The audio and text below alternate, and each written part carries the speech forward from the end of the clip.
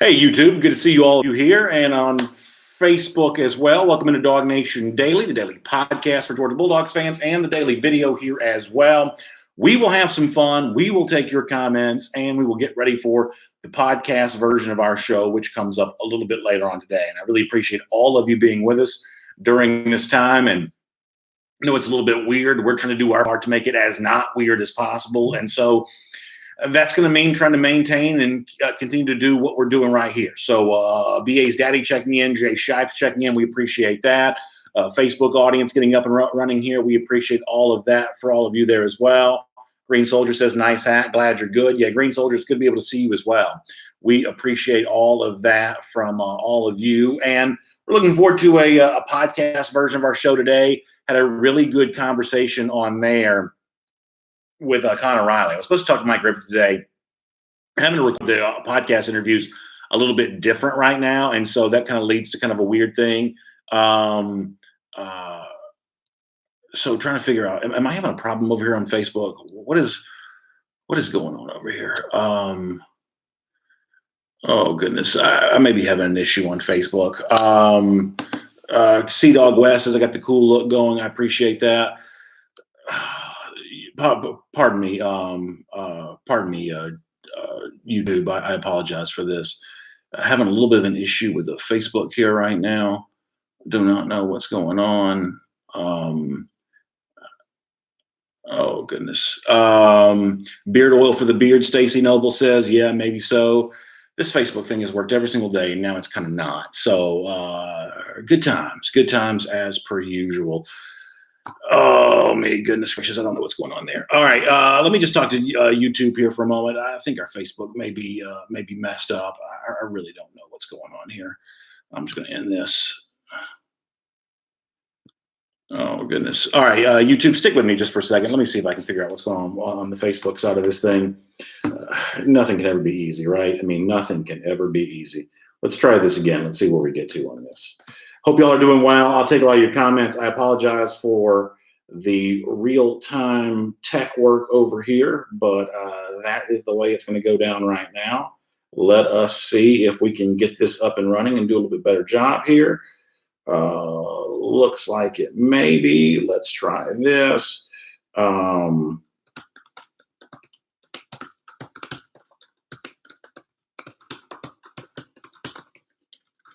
Take a lot of your comments. I apologize for the delay. It's just one of those days, apparently. Let's see.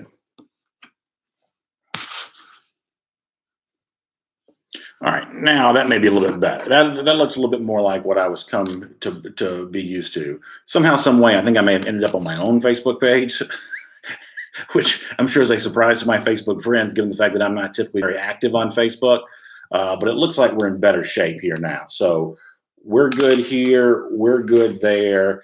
Pine Saw Lemon Sense says, I wish YouTube got this much love whenever we are down. Well, luckily, I've got normally people to help me out with stuff like that when it's going on back over here. Eric DeVorncy Sr., thanks for checking in. Wes Odell. So now we're fixed on Facebook. Now we're fixed on YouTube. And normally, if we have a YouTube issue, we're in the studio and I've got somebody to help me with that. And sometimes those things are a little bit easier to fix than others. But I'll also let you know that Eddie's here today as well. So we're having a really good time and looking forward to taking a lot of your comments. Keith Bradshaw, thanks for checking in. And since our YouTube folks have been waiting here for a while, I'll kind of get more serious. Thomas Van Sant says, look like a forklift operator. Yeah, I mean, I will admit there's a little bit of a strategy involved with the beard, because ultimately what the beard is supposed to distract from, and I'm not taking my hat off today, but what the beard's supposed to distract from is the fact that I know many of you are kind of in the same boat here.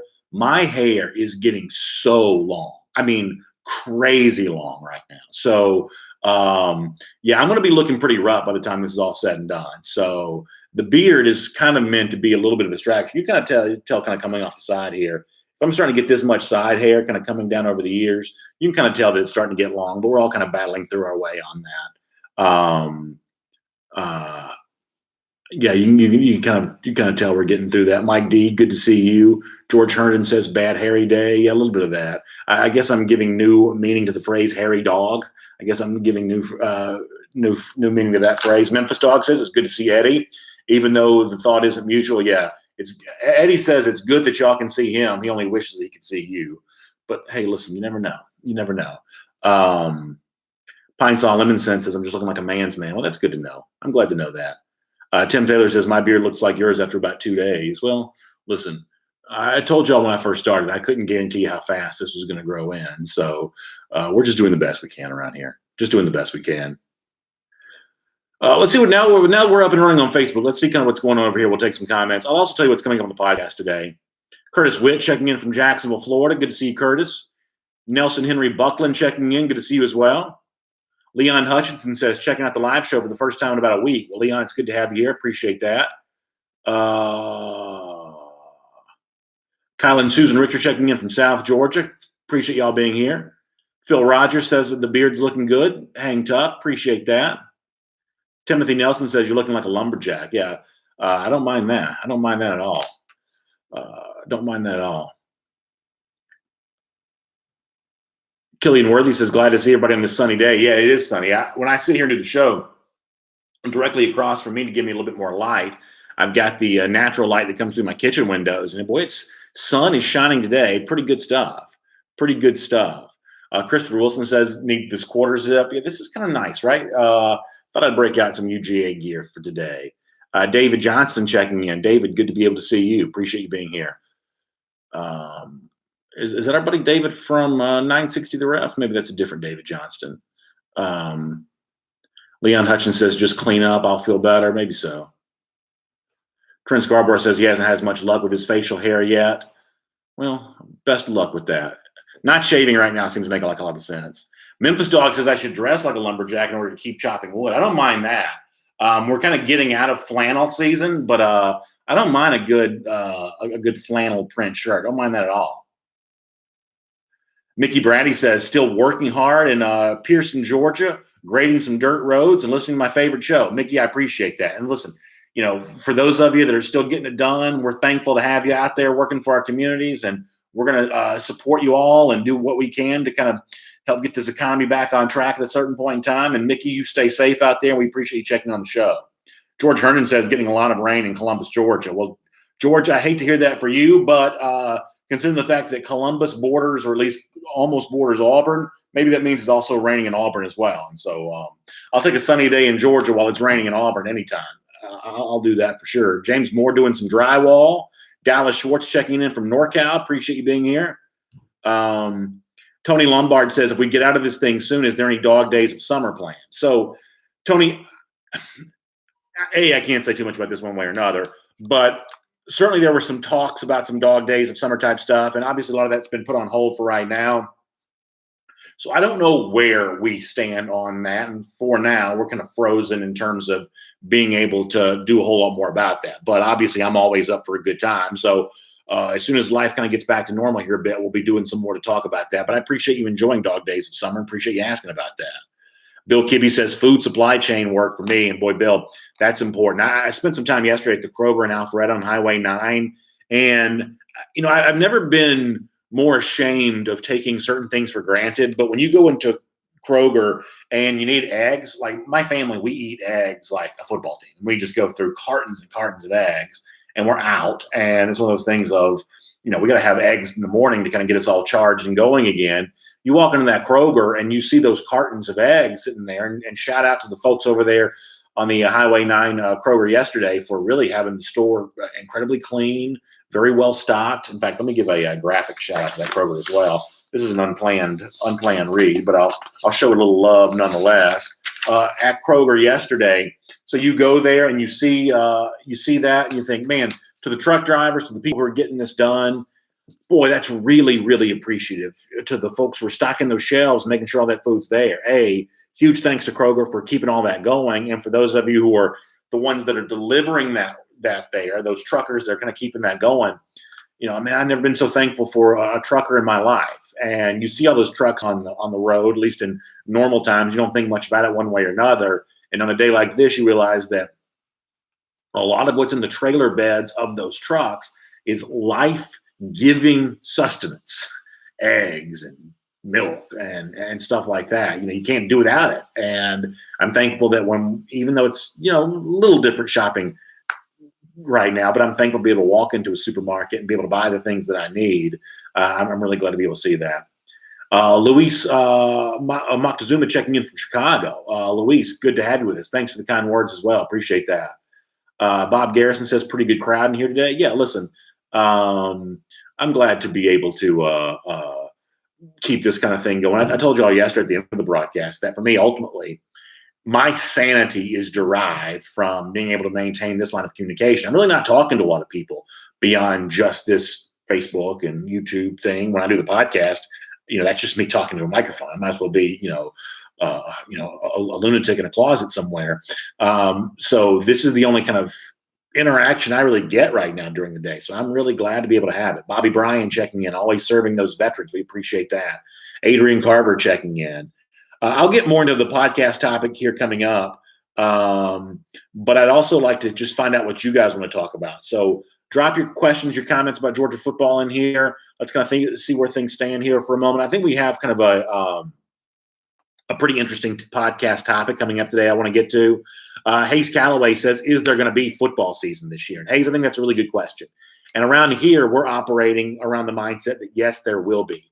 I think the positivity and the optimism on that, when I look at what has served me well in life, to the extent that I've kind of gotten to where I want to be, to the extent that I'm kind of enjoying, my life at this moment, what has been the fuel to get me here? And I just kind of keep coming back to positivity and optimism. It doesn't mean you have to be happy all the time. It doesn't mean you have to ignore when things are less than perfect. But the belief that better days are ahead is really, really important. And so I think football season is going to be it's going to be crucial. It's going to drag our society back to a sense of normalcy, and the transformation that it can occur in that kind of fourth quarter of the calendar year, as the financial folks would say, heading towards the start of 2021, football season is going to be crucial in that. Here's where I'm going to give some credit. I'm going to do more of this on the podcast today, but I saw there was a little bit of a tug of war at the NFL level between NFL GMs who want to postpone the draft, not have it. They just want to do it later to give them the chance to do a little bit more evaluation of the prospects they're going to be selecting. At least thus far, based on what I've been reading, Roger Goodell, the NFL commissioner, has said no to that. Goodell has said, we're going to do business as usual. We have to keep the train on the tracks. And I think he's right about that, especially for something like the draft that doesn't, you're not putting anyone at risk of the coronavirus by having the NFL draft, because you can easily do that. I always want to say telepathically, but that's more of an ESP thing. What's the word I'm looking for? Not telepathic, but just electronically. You can do that online. You can have the draft with everybody at remote locations.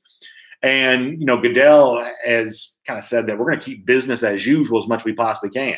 That means free agency's been ongoing, and you've been following that in the sports news. Draft stuff ongoing, no pro days, things like that. There'll be some individual inconveniences in some cases for the guys who are making the picks, in some cases for the players who hope to get picked.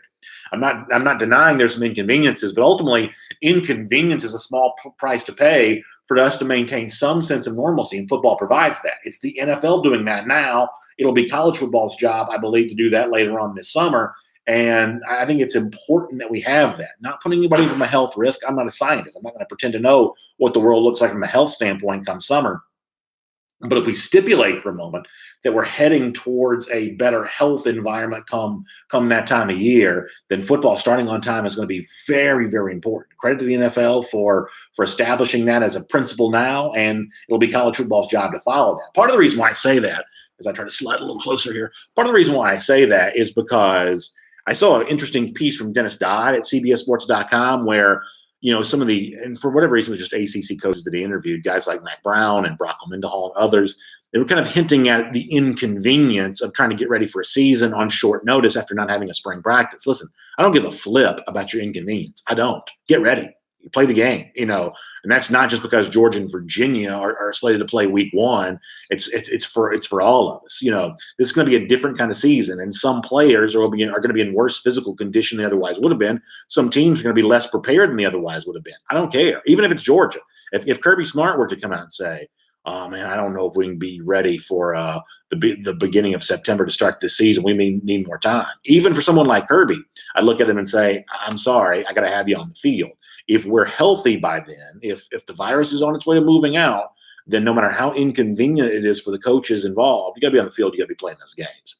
So that is my thought on that. Dallas Short says that South Carolina has announced or maybe he means SC, because I know he lives in California, maybe he means USC. There's going to be no graduate ceremony this year. And I've been following this a little bit around Georgia as well, because it seems like that Dr. Jerry Moorhead came out. Some of y'all follow this news better than I have.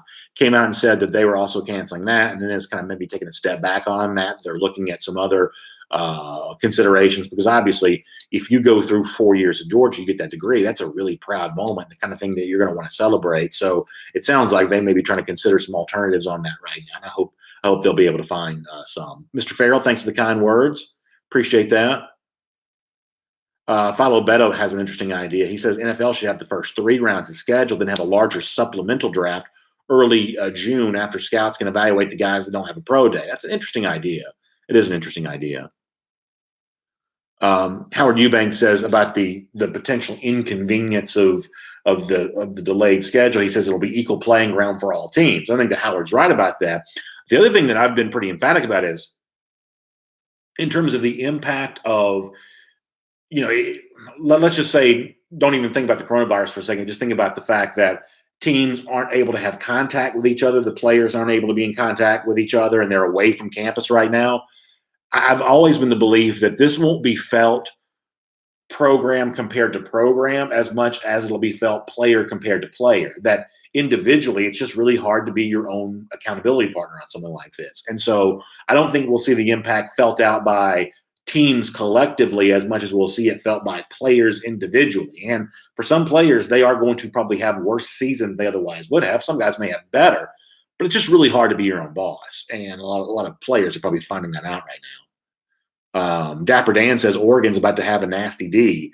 Yeah, listen, for all of the things that I sometimes say about being a little bit down on the Pac-12, being a little bit down on the Big 12, kind of that, brand of football played west of Mississippi, it is really interesting the way that Mario Cristobal has worked to establish his lines of scrimmage. Big time recruiting win on the defensive line recently that's paying big dividends for the Ducks. Obviously, Penei Sewell and some of those guys along the offensive line. Oregon has kind of gotten back on the national stage by not being the Chip Kelly version of Oregon. A lot of folks, I think, maybe didn't watch them enough last year and kind of thought it was just the same, sort of spread them out, finesse style football team that Chip Kelly had made famous there, but it's really not. Oregon was a pretty physical team a year ago. And in fact, if you look at like Oregon message boards and things like that, a lot of what Oregon fans were saying last year was pretty similar to what Georgia fans were saying, that you had this, NFL prospect at quarterback, very big offensive line, very good defense, and yet the results sometimes weren't quite as good as they were supposed to be. That's what a lot of Georgia fans were saying about their favorite team a year ago. And if you look at some of the Oregon message boards, they were saying some of the same kind of stuff. But as the commenter mentioned, when you think about Oregon being a national contender this year, and they're almost for certain a preseason top 15-ish, top 12-ish type team, the way they're going to get there is by virtue of physicality in the lines of scrimmage, one of the better offensive lines, really one of the better defenses.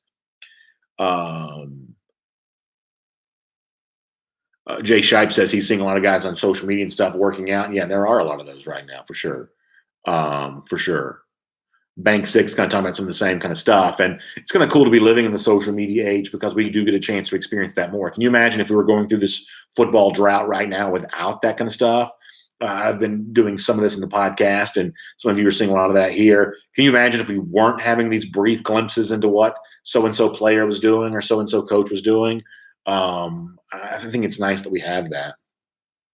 James Wade says Oregon has an SEC mentality and look now. I think to a degree that's really partially true. I think that Cristobal's done a really good job as coach there. Marcus says they just can't lose to Arizona State again. Yeah, that was a bad loss. Phil Rogers says, how many defensive linemen do we need in this class to make us great? So, Phil, I think you're touching on something that one way or another is going to end up being really crucial, whether it's defensive linemen or linebackers, probably a little bit more linebacker heavy than anything else. Look at what Georgia, has been losing, a lot of offensive players over the last couple of years' teams, and you've seen a lot of offensive players brought in the recent recruiting classes. What was it, 5 receivers, for instance, in this 2020 class? Well, with that absence of defensive losses the last couple of years, that means that after the 2020 season, there's going to be a huge exodus of defensive talent. So I think it's going to be a very defensive heavy 2021 class for Georgia, especially at the linebacker position, because Georgia, I mean, am I right about this? Sherman was the only linebacker Georgia signed, right? Am I forgetting somebody? Maybe I am. But Mikhail Sherman was about it for Georgia at the linebacker spot for the class of 2020, which is going to put a lot of linebackers in this class. Georgia always wants to sign a lot of defensive backs because you play so many of them in base defenses. Now you basically have 5 defensive backs in the game on the regular. Georgia plays its backups pretty consistent too. So that's like 10 or 11 defensive backs that'll play a lot for Georgia. That means you have to sign a lot of those every single year. And defensive linemen, because of the way that position rotates, it's very much the same thing there as well. So if you're looking for an early theme for the 2021 class, it's going to be heavy on defensive names, I believe, and defensive line will be a lot of that. Ace Dog, thanks for the kind words. Mike D says we jumped 7 spots in recruiting by adding Jefferson. Well, that's good to know. ABC Chiropractic says, really like the beard. BA, are you going fishing this afternoon? I'm not, but I was talking to somebody yesterday, one of our buddies here from DawgNation that kind of works behind the scenes, and we were talking about how like really fishing right now is a pretty good social distancing activity, right? You can get out there on the water. You not only are you 6 feet apart from other people, you're, in many cases, a few hundred yards away from the next closest person. So I'm not going fishing today, but on a beautiful day like this, a little bit of fishing is probably a pretty clever way to do some social distancing right now. Dr. Mo Morris, in terms of Georgia's linebacker depth, we also have some of those red shirts waiting in the wings, guys like Cresman Marshall and Trouble Davis. And yeah, I'm really ready, Mo, to kind of see what Georgia has there in those guys. And still waiting to see more from Channing Tindall, who was, I thought, a potential breakout name from the 2018 class that we just, kind of quite haven't seen that from. After 1 year on campus, it seemed like Tindall was ahead of Walker. And then after last year, it seemed like Walker kind of moved ahead of Tindall. So there's no shortage of potential linebacker depth for Georgia, but having that depth, even with the guys that exit the program after this year, having that depth is not going to keep Georgia from recruiting more of those names.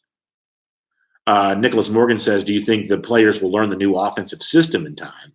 And yeah, I think the physical part of this is going to be harder than the mental part of it is. I really do. As complicated as these SEC schemes can be, I think that the ability to maintain your physical condition is going to be the toughest part, because I've told you all this before, and I know it comes across as a joke, but it's true. So, like, since we've been at home in this quarantine thing, like, one of the bad habits I've gotten into is I'm eating, like, way more than I otherwise would. You may remember, last few months, I've actually been dropping a good bit of weight, and I've been very, very, very, I guess, disciplined with what I've been eating.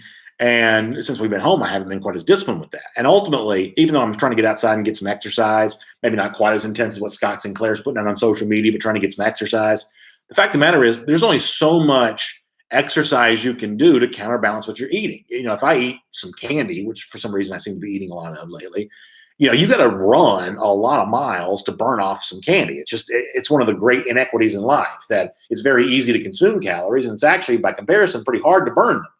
So the point that I'm getting to for players here is that one of the great luxuries of being in a place like Georgia is they bring you a plate, they put it in front of you, and it's got exactly what you're supposed to be eating. The small guys got a lot of protein, the bigger guys got a lot of lean stuff, and they just have the science of nutrition down pat, where like they can just change your body just like that. I mean, I really think that we see these guys that go through early enrollee, workout for the first time, and all of a sudden they're, getting rocked up and they're, getting abs and all that kind of stuff. I think it's the nutrition that's doing that more so than the strength and conditioning more times than not, because just from my own life, I know that that nutrition is just, it's actually not that hard for me to go exercise, but it's really, really hard for me to maintain disciplined eating patterns.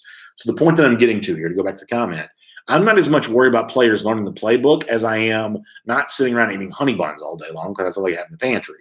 That's going to be the real problem, and it's going to be hard to get that out. It's like the old days of like Major League Baseball, when guys used to show up to spring training out of shape. In these days and ages, players arrive at spring training, they're already in really good physical condition. In the old days, they didn't. It took a while. So that's one of the things you're going to see for the guys that just don't have access to the best food. Not everybody does. for the guys who don't have the personal discipline to make sure they don't sit around and eat those, those cheese balls and things like that. That's going to be the hardest thing to deal with. To me, it's not going to be learning the playbook. Lucy Bowers Boykin talking about maybe having a little bit of an issue. Chris Branham saying the same thing as well. What is the issue? Comments are going unseen. I apologize if that be the case.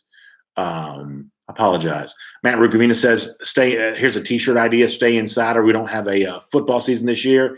Yeah, I mean, doing our part for now certainly makes things easier to imagine kind of, getting ready for the future. Steve Shafini checking in. Anybody resorting to cannibalism yet? No, hopefully not. Hopefully not, Steve, but I'm glad to have you here. And my condolences to Noah Syndergaard's injury. I know you're a Mets fan, so I think you're a Mets fan. Am I right about that? Maybe I'm wrong.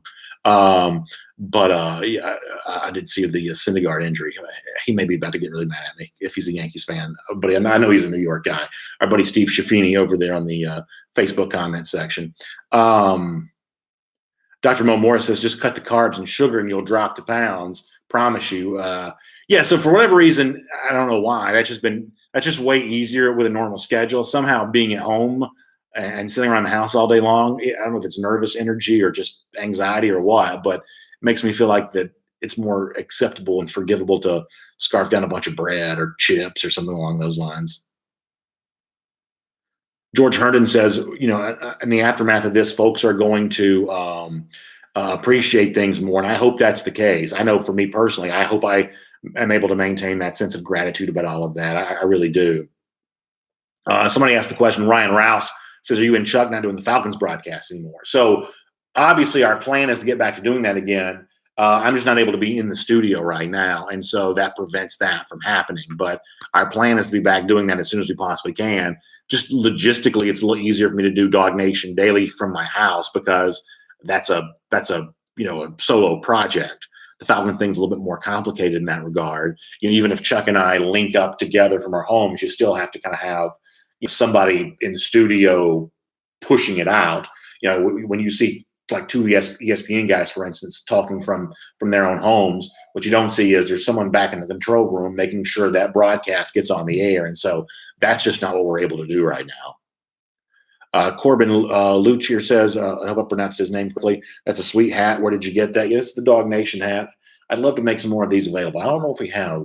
I don't know if we have any more of those or not, but I'd love to be able to make more of them available if we do.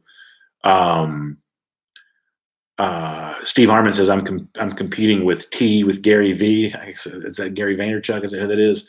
Well, either way, I'm glad to have you checking in, Steve. Appreciate that.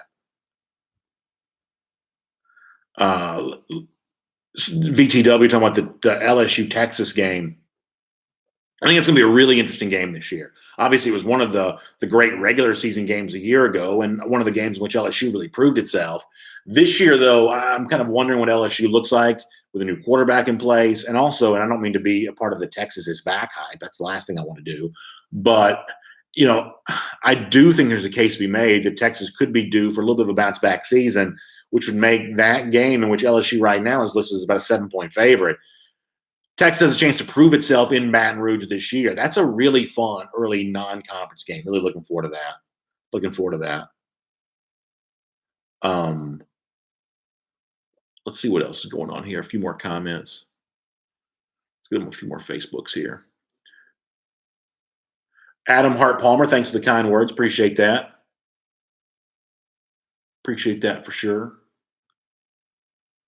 Colin and Susan Richter says, do you honestly feel because of the coronavirus just for this year, do you think we will definitely just put more of an emphasis on just recruiting the state of Georgia? I think that's a good question. I think that there are two ways to look at that. On the one hand, once things get back going again and visits are taking place and all that kind of stuff, it's easier to cover a lot more ground by recruiting in state. However, the other thing is, while most recruiting conversations are being handled much the same way you and I are talking to each other through the magic of a screen, like a Skype conversation or something like that, from that standpoint, the playing field really is level for all national recruiters. For instance, if you're trying to talk to a player from Texas, for instance, it's just as easy for you to talk to him as it is University of Texas or Texas A&M or anything along those lines. So I think that if I had to guess, once the gates are open and regular recruiting begins, I think the Georgia class will probably end up looking pretty similar to the way that it has the entire time. As I've said before, I think that good recruiters will be made better through this because they're able to kind of have an authentic conversation, be able to understand, the real world concerns that the first person on the other side of that conversation is having, and they'll just be made better through that. The kind of forced, stilted recruiters, I think, will be made to feel more awkward during a time like this. So, from Georgia's standpoint, they'll probably still thrive the way that they always have. And ultimately, this was probably a 2021 class that was going to veer a little bit more in the direction of in-state than the last couple of classes have, just because I think that maybe the level of talent in-state for 2021 just might be a bit deeper. So that's my sort of opinion on that. And Dapper Dan asks a good question. He says, which player do you think is missing out the most by not having spring practice? So for some reason, one of the names that jumps out to me is a guy like, say, Justin Robinson. Now, I'm not saying that Robinson's going to be hurt by this necessarily, but this is one of I think he's the only receiver of that group that was going to get a chance to go through spring practice. Now, you can make a case that a guy like Robinson benefited from having the early workouts, and he did have some practices before the Sugar Bowl. So he had that. But if you're looking to put yourself in a good position to compete for early playing time, being one of the only freshmen to go through that spring practice would have been a nice luxury. So I don't believe he's necessarily hurt by it, but it would have been an advantage in seeking some early playing time. And as of now, he's not going to quite get that. I think the same thing is probably true for all of those early enrollees, is that it was going to be an advantage to have that spring practice, and now they're not going to get that. Now, they may come back and say, but yeah, you got to understand the body transformation I went through in the month of January. I'll take that even if I can't get the spring practice. And they may be right to say that. But if you're trying to handicap position battles and competition for playing time, that opportunity to go through spring practice would have been crucial there. And now those guys are not going to get that. And Dapper Dan says he agrees with me on that. Yeah, I think that Robinson can still overcome that. And he had some practices that he was able to go through in December. And our buddy Terrence Edwards said that he performed really well in those practices. But, ultimately, there's two things going on at once, right? They're teammates who are working together, but there's also a competition among teammates. Put yourself in the best position. And every little advantage helps. And for Robinson and the others, that chance to go through spring practice would have been one of those. Over here on Facebook here for a moment. Steve Shaffini having some fun with Florida in comparison to Texas in the August National Championship. That's a pretty fun way to say that. John Benton says, I'm looking forward to seeing the college game day signs this year from Corona to Tiger King. They should be great. Yeah, I haven't watched the Tiger King thing, but man, I've heard everybody talking about it online. It's amazing. It's amazing. Gator Hater update today is so let me show you the Gator Hater sign. My kids made this. Here's the Gator Hater sign. And we are at, since I did not do this yesterday, let me make sure I do this. Very low tech these days, but we are at 1,243. That's the Gator Hater update. And we're not into the show yet, but since somebody asked, Gator Hater updater stands at 1,243 for right now. That's how long it's been since lousy, stinking Gators have beaten the Georgia Bulldogs. And I look forward to being able to provide that. Ace Dog also says he thinks that Carson Beck is hurt by not having the spring practice. And I guess I understand where you're coming from on that.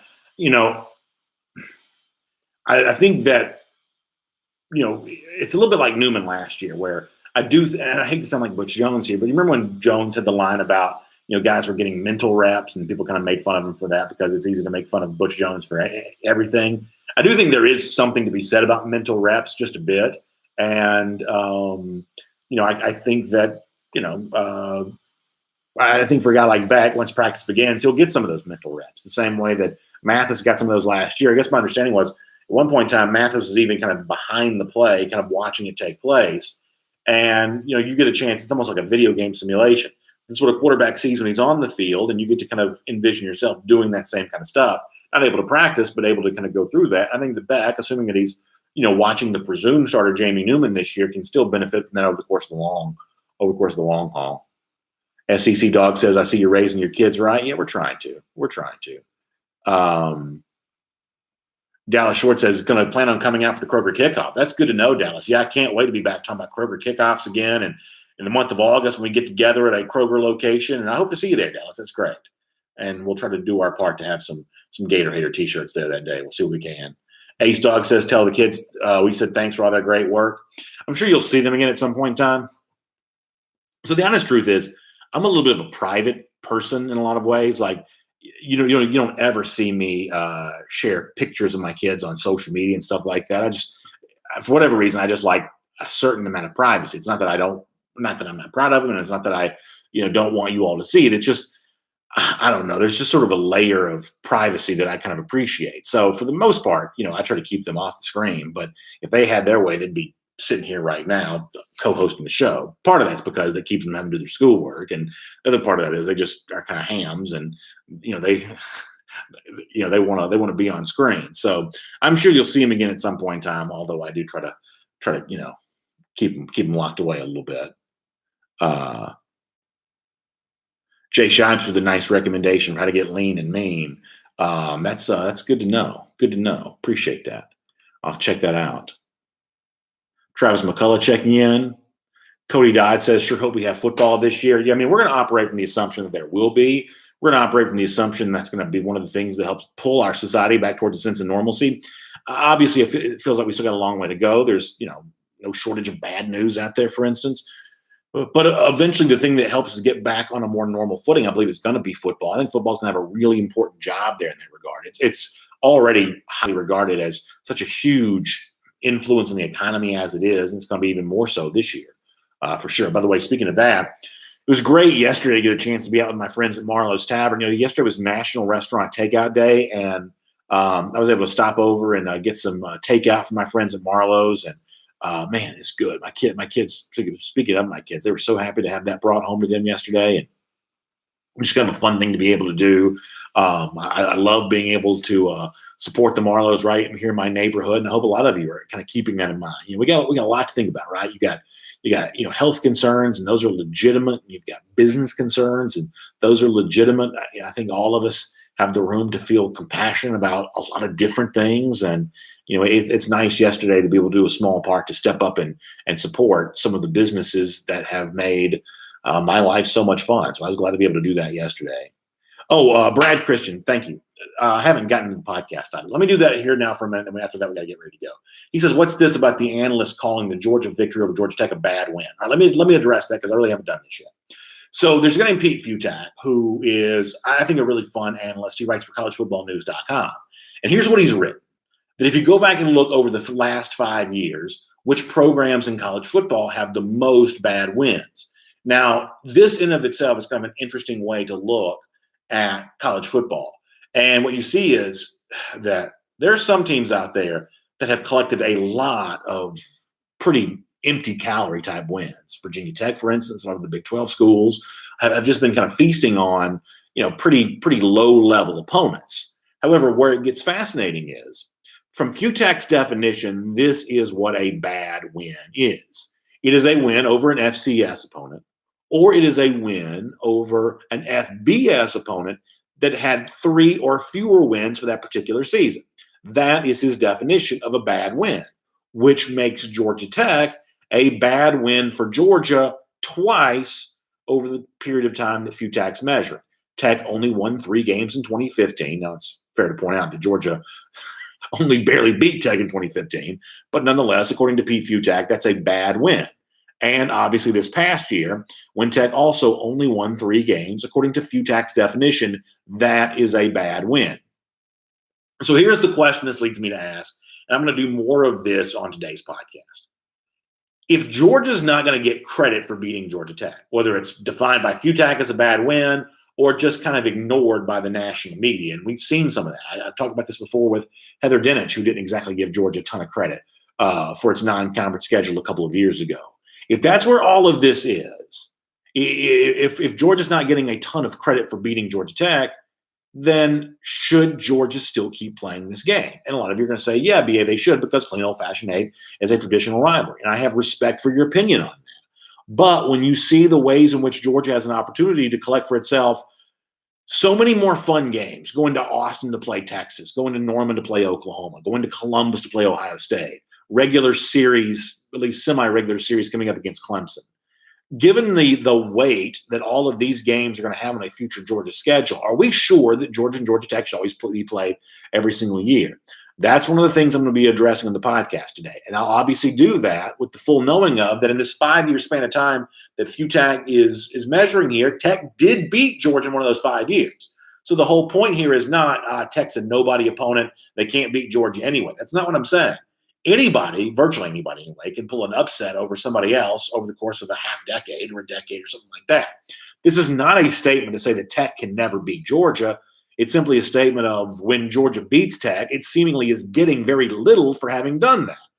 So that leads me to the question of, is there a better schedule alternative for Georgia than playing Tech at the end of every single season? So I'll give you a second to weigh in on that, and then we'll do more of that here in the podcast. James Wade says Georgia Tech won't keep Georgia from making the playoffs. Yeah, to me, it's not about keeping Georgia from making the playoffs. I think you're right about that. But is there just something better that Georgia could be doing with its schedule than that? I think that's a fair question.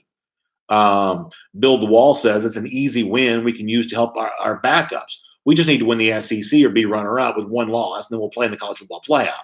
Why add another tougher team? We can play them in the college football playoff. That's also a fairly cogent argument as well. Steve Shavini says, I love the Tech game. I know it's a minority opinion. And I guess that's also part of this for me too. And I told this to Connor Riley today when he joined me for the podcast interview, which I've already recorded.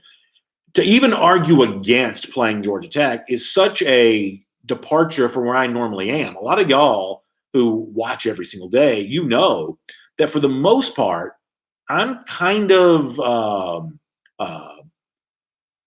a traditionalist, right? I mean, I like traditional uniforms. I like traditional rivalries. I kind of always seem to celebrate whatever's nostalgic. I just like old stuff. And so Georgia Tech, you can't get any older than that. I mean, clean old-fashioned hate really mattered back in, like, say, the 50s, I guess, maybe the 40s a bit too. 40s and 50s, this rivalry really mattered. And so I'm typically the kind of person who would celebrate a lot of that kind of stuff. But I just sort of find myself willing to consider a modern alternative. By the way, we'll get into our R.S. Andrews cool down here. Air conditioning is going to be kicking on around a lot of houses today. That means you need to make sure yours is ready for factory fresh specs. rsandrews.com will give you a chance to do that. You can get their $99 smiley tune-up. They'll put a smile on your face with an air conditioning system ready to go for the warm weather season to come. By the way, bring on that warm weather. We need that, I think. rsandrews.com can get you ready to go on that. Find them online, as I said, at rsandrews.com for our RS Andrews cool down. Make sure you check all of that out. So I bring this up knowing full well that a lot of you don't necessarily agree with this. I'm not trying to troll you. I'm really not. But I think it's at least something worth considering here. Robert Brent says he thinks the Tech game is a very big game in our state. I guess it is, and I'm not trying to be like, I'm really not trying to be a troll. I'm really not. But I mean, it's not like the Tech atmosphere is anywhere near as good as any of the other big game atmospheres are at Sanford Stadium. Now, I think the Tech atmosphere in Atlanta can sometimes kind of be, a little bit better because it's a smaller crowd. It's a little bit more of almost like a 50-50 split. So you get a little bit more energy in that building. But the Saturday after Thanksgiving for Georgia Tech and Athens, I got to tell you, it's been a long time since I felt like there was any juice in that stadium for that game.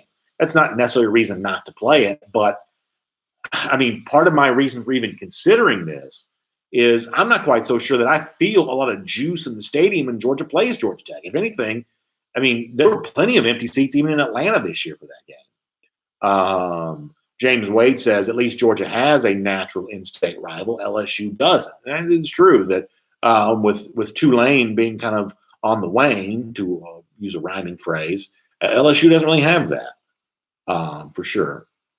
Stephen Vanzani says, can we get a bold prediction for the Bama-Georgia game? Yeah, I'll take Georgia in a slightly high-scoring deal there, maybe 35-31, something along those lines. That might be my pick on that. I'm sure Bama Boy completely agrees with that in the YouTube comment section. I'm sure he's 100% on board with that. Bob Garrison says, Tech is still a D1 game. Yeah, I mean, it definitely is. that sort of FBS non-conference opponent that everybody kind of wants to play right now. I'm just not quite sure that Georgia's getting much credit for winning it. Philip Jordan Wells, thanks for checking in today. Pete Ellis says he believes we'll see college football this fall. Pete, I do as well. Keith Fold says, I don't care how bad Tech gets, they will never stop playing clean old-fashioned hate. That seems to be kind of the consensus in all of this. Ace Dog says Georgia fans rule in Atlanta. They certainly do on that, for sure.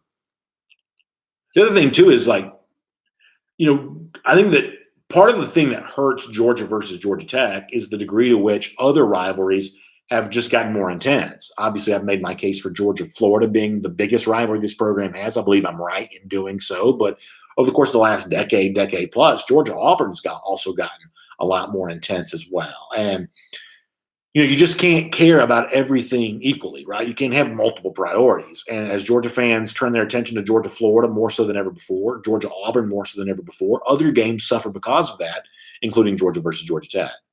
Dallas Short says, do you think that George Pickens can be a Heisman favorite? I think it's hard for a wide receiver to get in that kind of conversation, but could he be a potential All-American type name or something like that? A Biletnikoff type contender? Yeah, for sure. The Heisman may be tough for a wideout because he just lines up so far away from the football. But in terms of other awards, Biletnikoff, All-American, we've even had guys in the show recently who've said they thought that was a possibility. So yeah, I think that's good. I think that's a real possibility. Let me also give a quick shout out to Forensic Kroger. I mentioned this before that I was able to go get some great shopping done at Kroger yesterday. And huge thanks to Kroger for those who are at greater risk of the coronavirus, greater risk because of their age. Kroger on Mondays through Thursdays, making that extra hour open from 7 to 8 a.m. to help folks get in there and shop for their groceries. That's a really nice thing that Kroger is doing right now.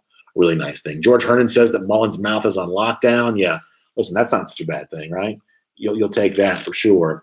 I'm going to get ready to get out of here. I got to go record the rest of the podcast.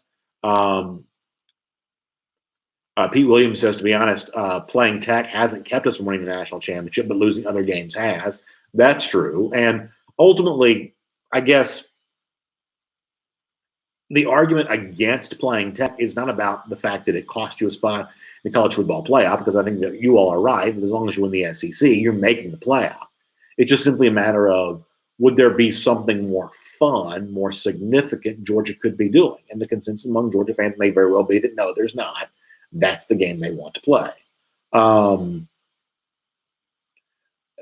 hope I pronounced this correctly. Devote on YouTube says, I think if we played Clemson every year instead of Georgia Tech, it would be better. Georgia versus Tech is not as good as a rivalry anymore. Clemson UGA was a great rivalry. So I kind of agree with that if you gave me the choice of, and I know it seems like easy to say this right now because we're in a time in which Clemson's very good, but I mean, if you gave me the choice of playing Georgia versus Clemson every year or Georgia versus Georgia Tech every year, I would rather play Clemson. Even though it's a tougher game, it's just more fun. It's just more fun to be playing in a bigger game like that. And the fact that they are going to play a lot in future years, I think is a good thing. As Devote says on YouTube, when I was a kid in the 80s, of the teams that came to Sanford Stadium regularly every other year, the Georgia-Clemson game felt as big as anything. It felt as big as Auburn. It felt bigger to me than Georgia Tech. Florida obviously did not come to Athens back then. Back in the 80s, when I was a kid kind of coming of age, those Georgia-Clemson games in Sanford Stadium back in the days when they would throw the cups out of the upper deck on a touchdown, that was a big time. That was big, big stuff for sure. All right, we got to get ready to go here. Huge thanks again to our friends at Kroger for doing great work in the community, helping keep the stores stocked. The stores stocked is what I'm trying to say. Not shocked, but stocked. R.S. Andrews, making the R.S. Andrews cool down possible. Air conditioning, heating, plumbing, electric. We appreciate all of them. As I told you before, don't forget, Gatorator Updater. Been a long time since those lousy, stinking Gators have beaten the Georgia Bulldogs. Our buddy Eddie loves that. And I'm proud to let you know that our Gatorator Updater stands at a robust 1,243 days.